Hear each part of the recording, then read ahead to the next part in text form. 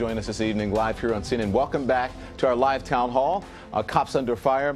With advances in technology, are body cameras the answer for police? The mayor of Los Angeles plans to begin outfitting all police officers with body cameras, calling the program a benefit to both law enforcement and to the public. So back with me now, police experts are with me, and also we're joined by Todd Morris, the founder of BrickHouse Security, which makes body cameras, and I'm wearing one now. You probably was wondering what that is. So show us how this works. This is what the talk of the nation about outfitting police departments. So what you're wearing there is a body-worn camera that at the push of a button can start recording from your point of view to show what you're seeing. That one can also stream via Wi-Fi back to your car, records onto a tablet or a phone, so it keeps the recording safe and away from you. And it gives you the ability to show what's happening from your point of view. Okay, so then how you're seeing the camera now. So how does this, I'm going to walk around a little bit and ask you this as we're walking around. This is mine.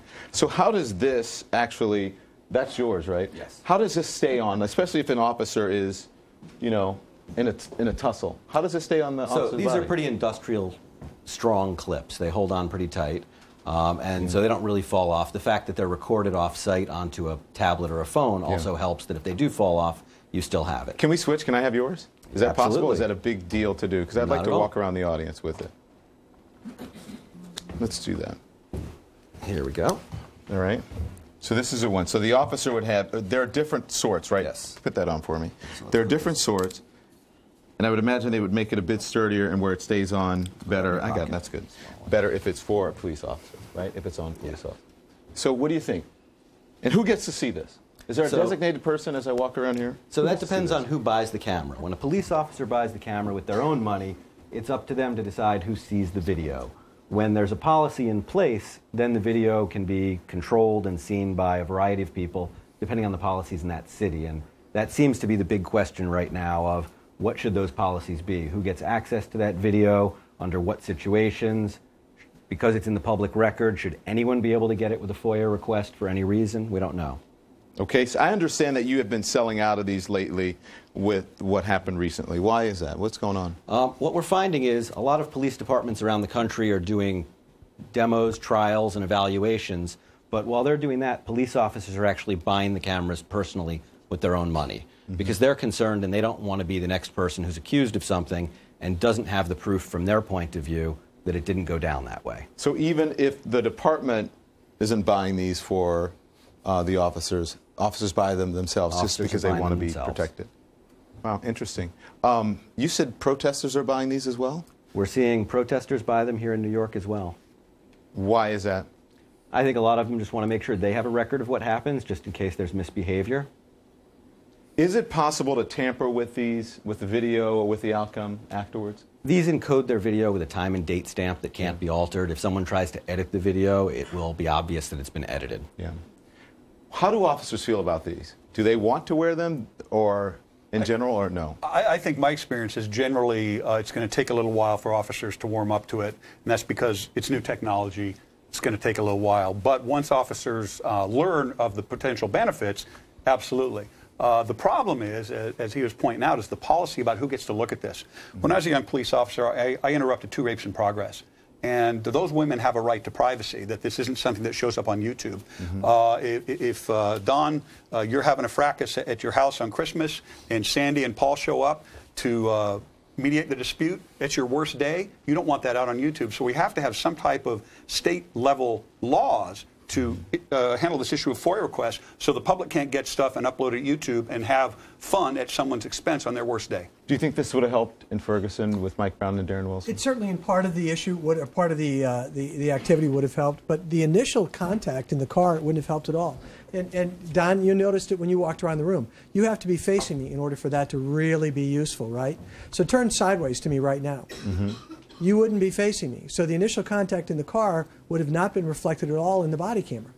So again, it can answer some questions. It's not going to answer all the questions. It's not the panacea that everyone thinks it's going to be. Can it be useful? Yes, but I think we have to make sure that we tailor our expectations. But we saw, with Eric Garner, we saw everything. We saw it. That didn't make a difference. So how is this going to make a difference? I think what it will do is it will provide one representation in 2 dimensions from one perspective. and maybe Sandy wants to comment on this, or maybe Stacy, but what happens about what you are perceiving and what is being recorded might be two very different things. All right. Do you think these will make a difference? No, I don't. Did you say no? No, I don't think there's going to be a difference. Because like you said, that we did have a camera for Eric Gardner, and it was from both point of view. It was a third-party person recording. And furthermore, what happens if you do, like you said, you get into a confrontation where it's a shootout and then it shoots off, or something happens to the camera? Then is the data now not there? Is it non-existing? Or do you only have what was previously recorded, and then what happens next? I think it's interesting because everyone relies on technology and everyone wants improved technology, but when it comes to this, many people, how many of you think this will make a difference? If you think these will, raise your hand if you think they'll make a difference. And how many of you think they won't make a difference? New technology. You don't think it'll make a difference? I think that there also have to be laws in place to protect people, that this is one step, but there has to be other steps as well. And I'm not sure that if we don't have a system that is more just, that just body cams are going to help. How many of you think it's just going to be used against the suspect or the perpetrator rather than for just to get information as what happened with the stop? Do you think that? Why do you think that? Hang on, let me get over to you. Why do you think that? Well, it's kind of easy. You know, over in Staten Island, we all saw the same exact thing, and somehow what we saw wasn't really what we saw. Yeah. It's interesting because we would think that knowledge is power, right? And by having more cameras, even if you hear a scuffle, you might think that it would be better and more information. But I am surprised that so many people are buying these, actually. Police officers, protesters, who else buying this? They're used a lot by police officers and the protesters, but we also see them used by other people who are in a position where they could be accused of something. Even people, security guards, private security guards are using them as well, because very often these lead to large legal battles of he touched me inappropriately, he spoke to me inappropriately, and that leads to a settlement. I have to run. What are the costs for an average for a police officer? This runs about $200. That one's about $400. All right. Thank you very much.